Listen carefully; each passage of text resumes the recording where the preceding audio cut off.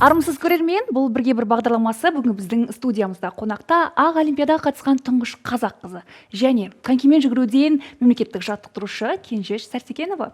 Студиямызға қош келдіңіз. Қош көрдік. Сұхбатымызды мынау ақ олимпиададан бастасақ.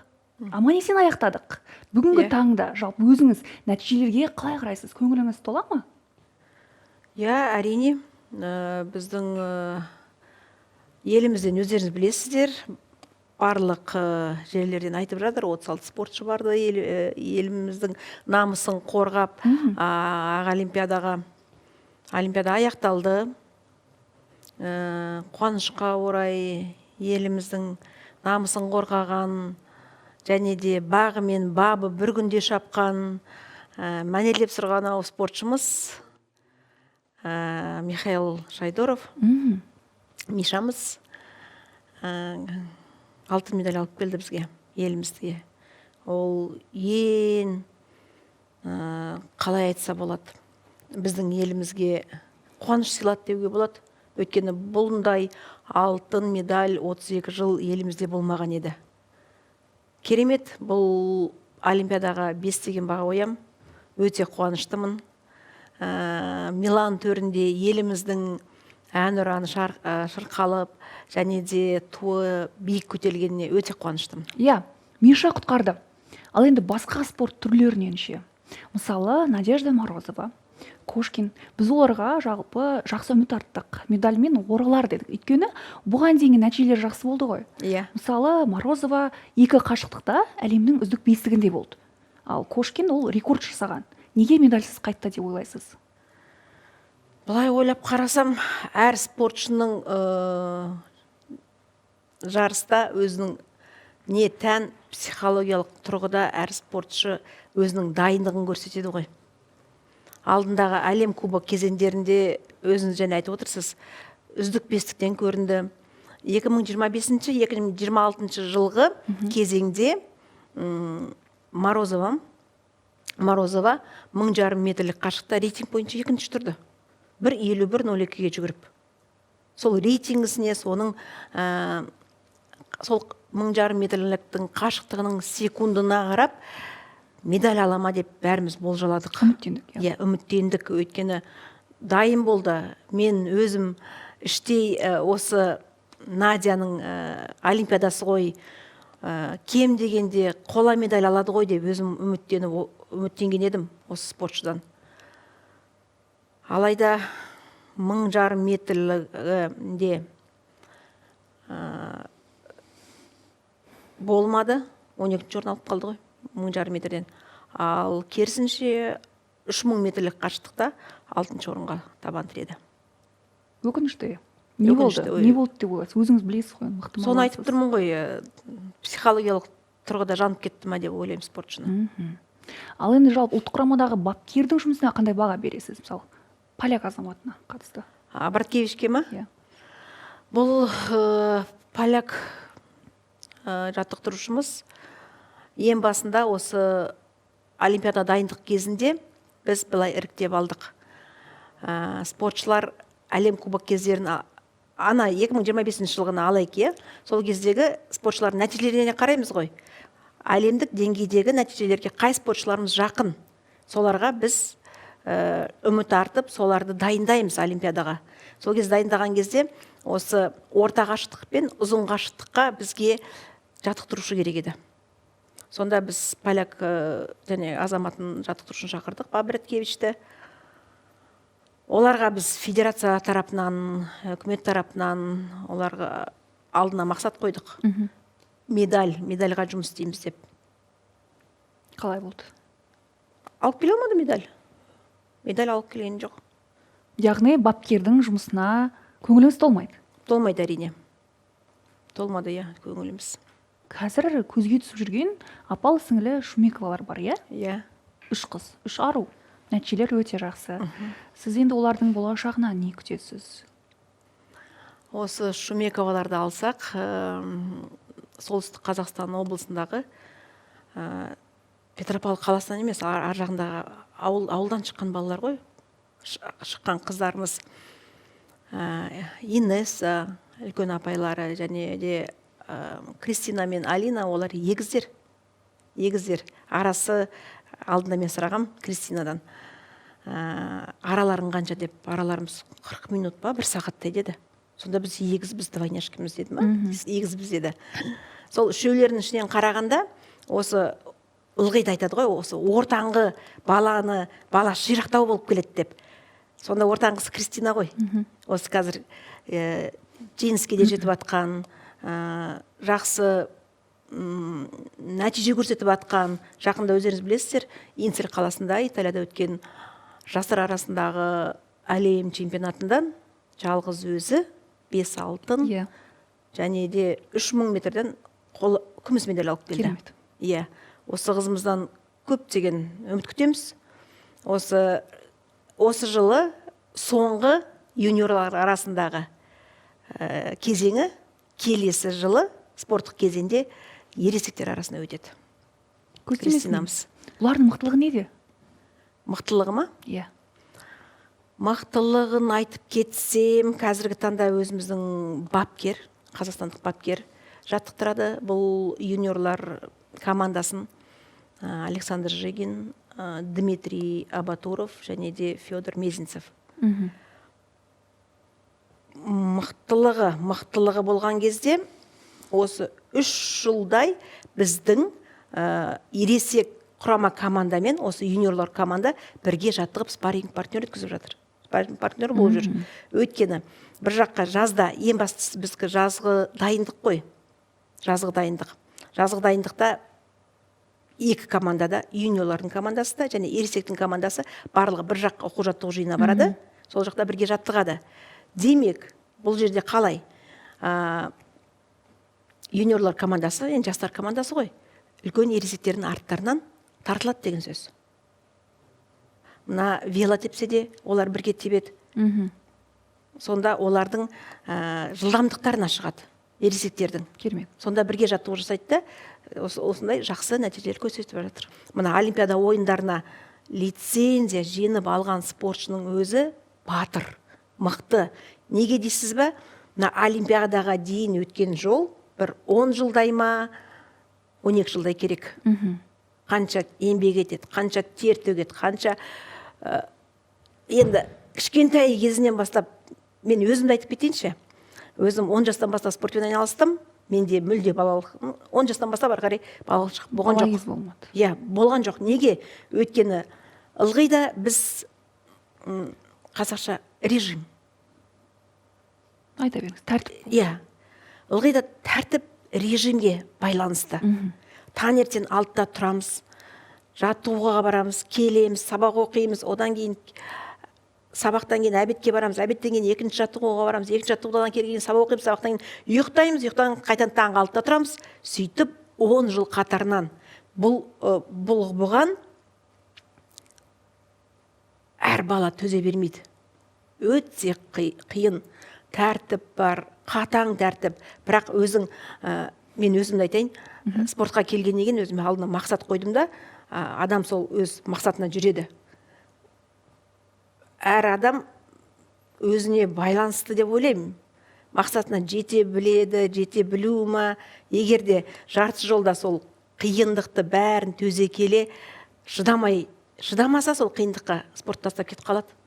Ал кім төзімді қиындыққа төтеп беретін спортшы, бала, адам ғана осындай биік жетістіктерге ғана жете алады.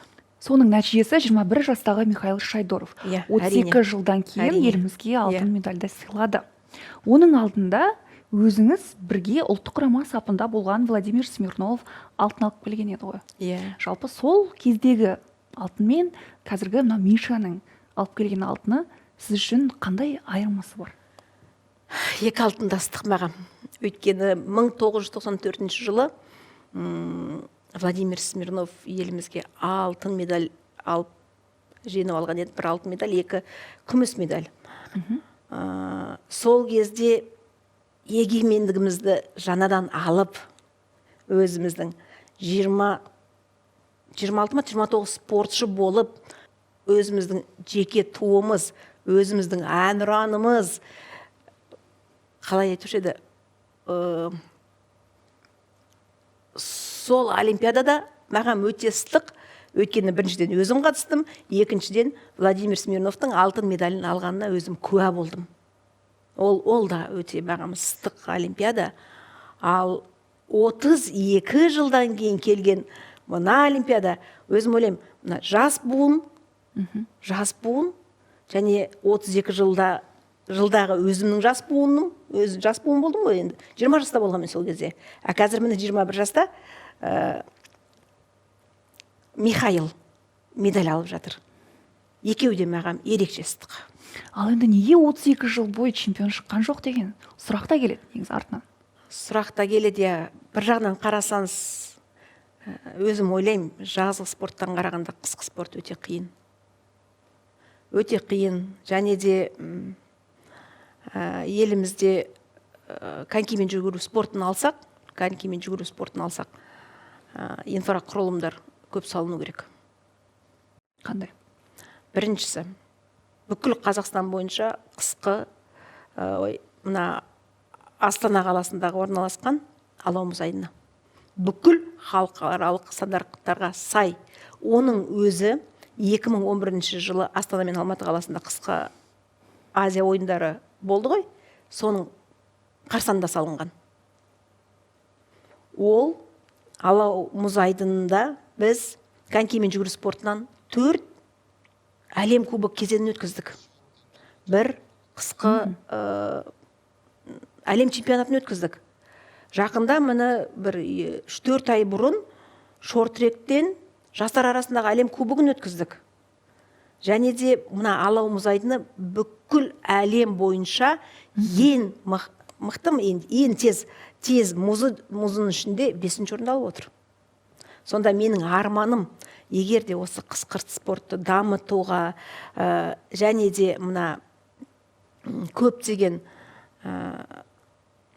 Михаил Шайдоров сияқты, және де қалай айтсам, мықты деген спортшылар шықса десек, олимпиаданың жүлдегерлерін көптеп өзіміздің елімізден күтсек, бізге инфрақұрылым салыну керек. Біріншіден, мына біздің қысы бар жерлер.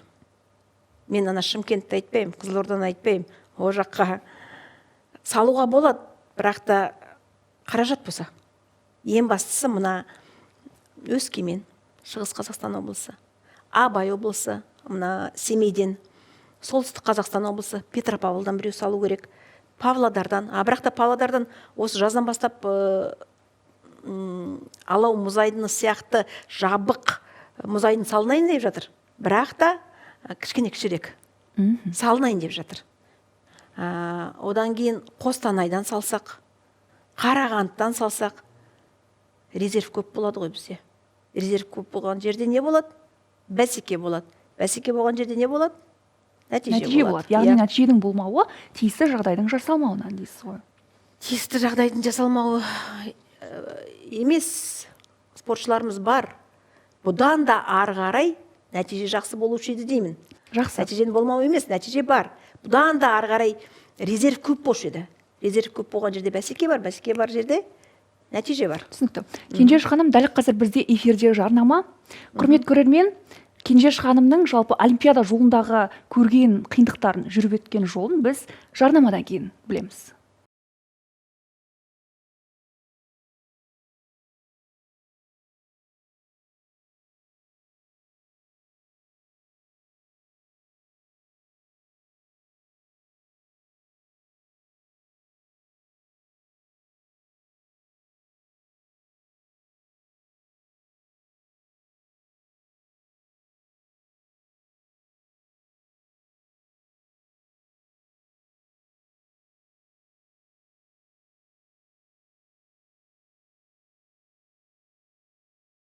Бұл бірге бір бағдарламасы, сұхбатымызды әрі қарай жалғастырамыз. Кенжеш ханым, өзіңіз 1994-98 жылдары не олимпиадаға қатысқансыз. Тарихта алғашқы олимпиадаға барған, ақ олимпиадаға барған қазақ қызы болып қалып отырсыз.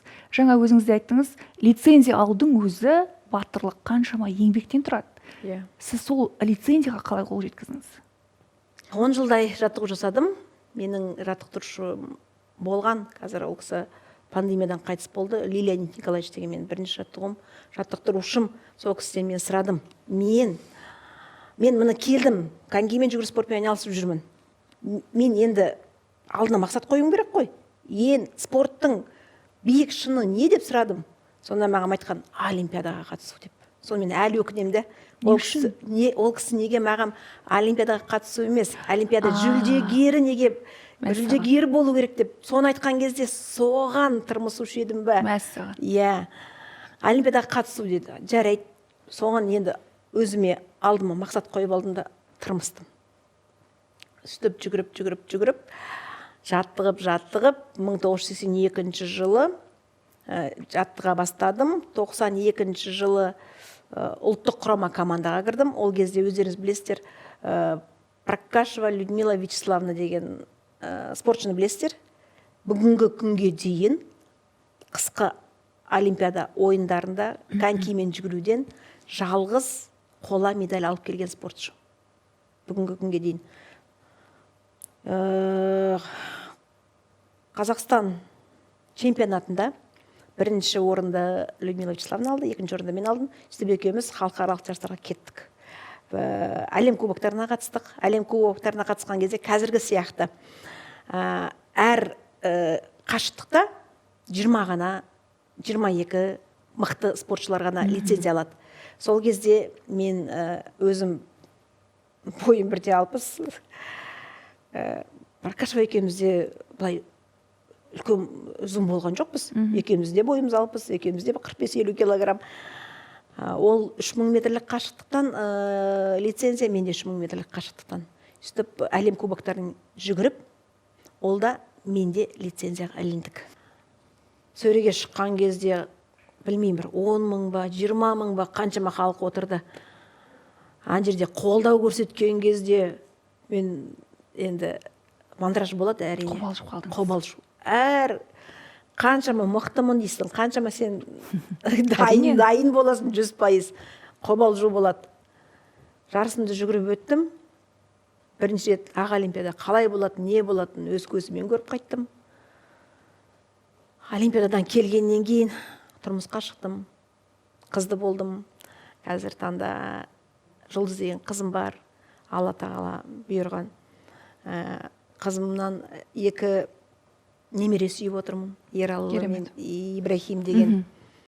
Одан кейін олимпиададан келгеннен кейін қызым 1 жасқа толмай тағы да олимпиадаға барғым келді. Неге дейсіз бе? Өйткені мен 10 жылдай, 12 жылдай олимпиадаға дайындалдым. Дайындалғаннан кейін әлі де өзімнің спорттан нүктемді толықтай қойған жоқпын да. Мен міне біттім, мен болды спорт тастаймын деген. Қайтадан жаттығу бастадым. Сол кезде Азия чемпионатына бардыңыз, е? Азия ойындарына бардым. Азия ойындарына барып, жетістікке жетіп, тағы да спорттан қол үзіп қалған екенсіз ғой? 1999 жылы 4-ші ма 5-ші орын алдым. Кореяда, Канвонгта өткен Азия ойындарына. Одан кейін 82 жылдан бастап 2000 жылы спортты аяқтадым ғой. Отбасылық жағдайға байланысты аяқтауға тура келіпті. Нендей жағдай болып еді сол кезде? Қызыма байланысты. Өйткені біз Алматыда аэропортқа жақын жерде тұратынбыз. Сонда қызым уже 1 жас, 2 жас естіп біледі ғой, мамам қайда деп. Сонда мен мамам қарайтын қызымда.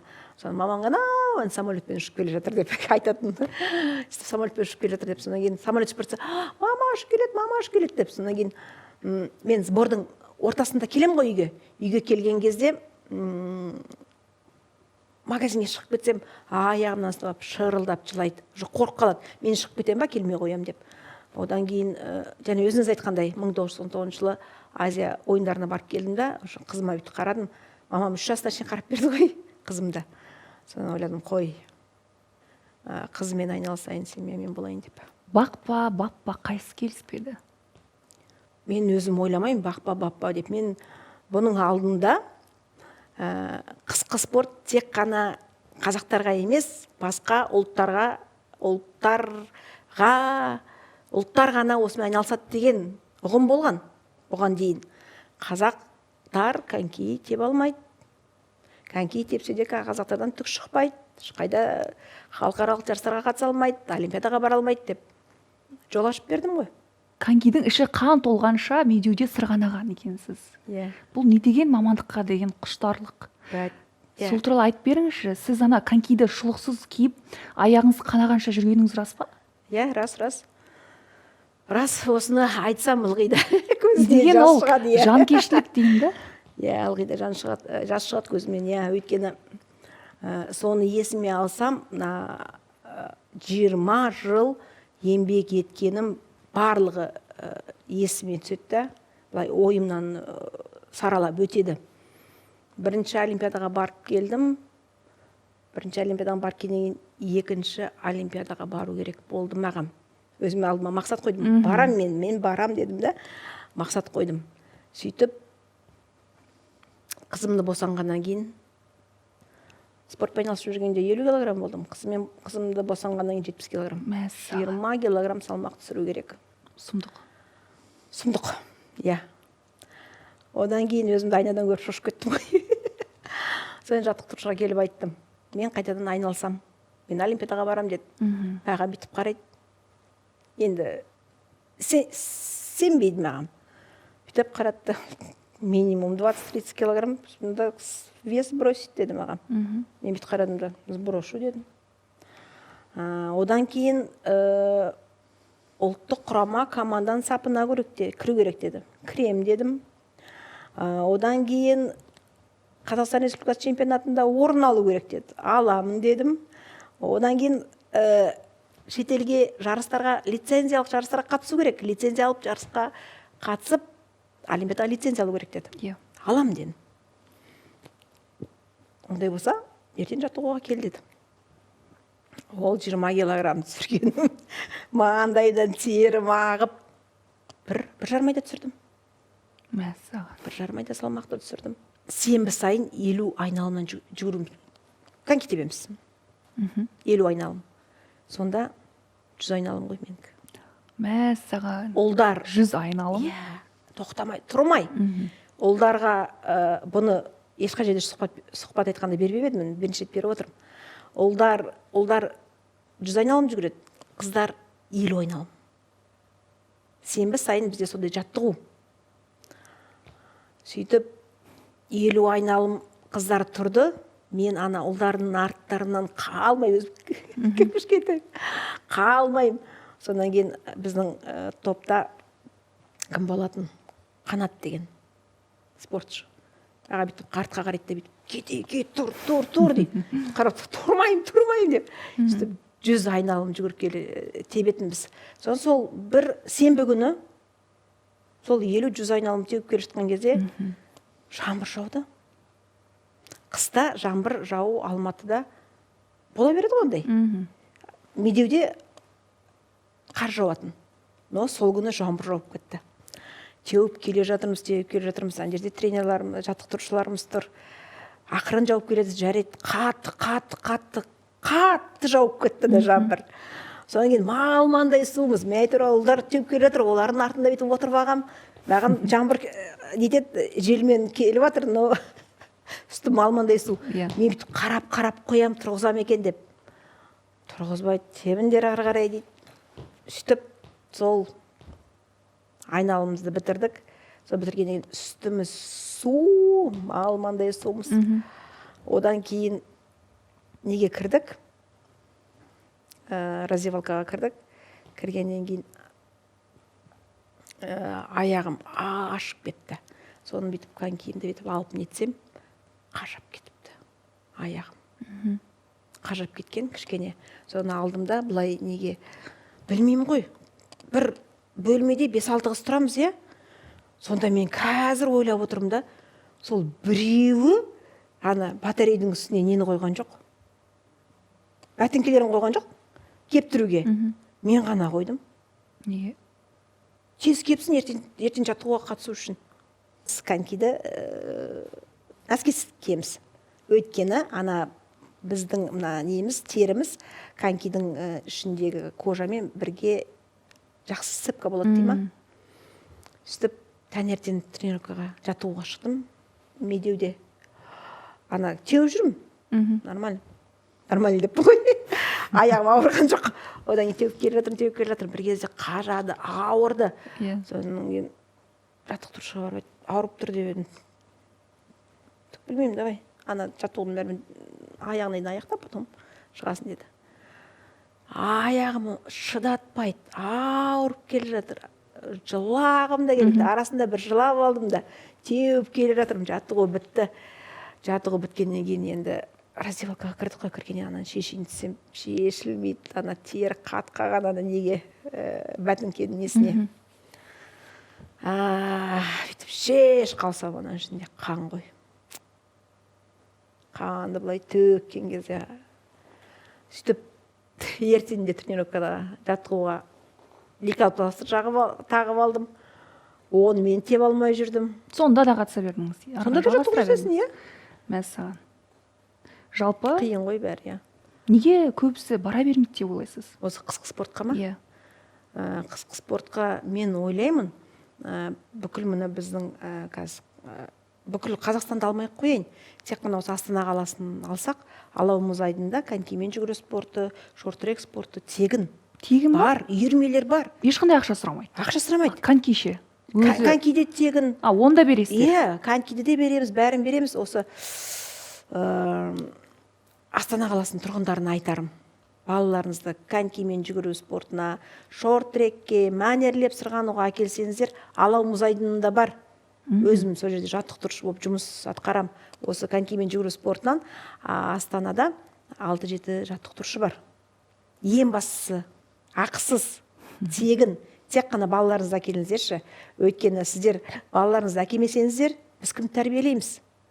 Қазір мына Биланда өткен Олимпиада ойындарында көптеген сын айтылып жатыр. Неге қазақтарымыз жоқ, неге қазақтарымыз аз деп. Мен ылғи да айтам, егер құрметті халқым, сіздер балаларыңызды әкелмесеңіздер, біз кімді тәрбиелейміз? Керемет. Кенже ханым, осындай ашық шынайы сұхбат үшін алғыс білдіреміз. Рахмет. Бұйырса, арманыңызға жетіңіз. Рахмет. Иә. Құрметті көрермен, осымен бүгінгі шығарылымды да аяқтаймыз. Амандықта қайта жүздескенше.